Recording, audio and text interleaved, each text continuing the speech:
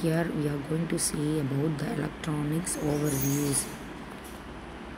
Basic circuit analysis. What we won't do is the common electronic class things, RLC filters, that is the detail of this analysis. What we will do means set out the basic relations, look at the few examples of fundamental importance, look at the diodes, voltage regulation transistor, and discuss about their impedance, where V is the voltage and I is the current and R is the resistance and C is the capacitance and L is the inductance.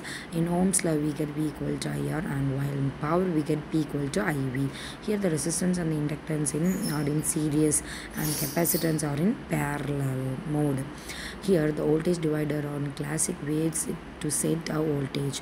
Work on the principle that all charges will be flowing in the first resistor goes to the second, and so it provided any load at the output is negligible, otherwise some current will be goes off.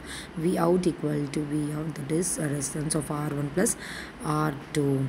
Here the real batteries are in the output impedance, while the power supply is characterized by the voltage and then output impedance. Sometimes it can be called as a source impedance. Hooking up to load or load, we form a voltage divider so that the voltage applied by the battery terminal is actually V out equal to V of R load, that is of R plus R load. And while applying the power supplies and regulations, we get 340 voltage, that is peak to peak voltage, to something that is reasonable or manageable when it can be in the center tap transformer. The geometry of the center tap is the midway between the A dash and the B dash, and also it is in the float sides. In diodes we are going to see about their essentials, that is one way current gates. It is symbolized by the current with voltage graph. In the diode makeup we are seeing about the semiconductor, that is usually it is the silicon, and that is P diode and NPN diodes. Here the NPN, PNP are the arrangements of semiconductors, and next is the LED, that is light emitting diodes. Here the difference between the exhaustic of the silicon, which is used in ordinate diodes, and the electron flows through the LED while emitting the photon of light rather than the vibrating lattice. Hence it is 30% of this efficiency also. Thus getting DC back out of AC, which means the distribute of this electrical power while we want this DC voltages. It is used in bulbs, heaters and fans, etc. And if it is rectified as the AC signal, which is implicit that the rectifier used in one diode.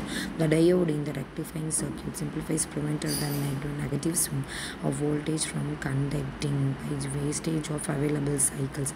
Here 4 diodes you can recover the negative side. By grounding the center tap we have two opposite AC source, and therefore the voltage relative to ground each can be separated by the smooth and regulated, while cutting out a diode A and D makes a half-wave rectifier. While still we have the dummy side, we can both smooth out with the capacitors.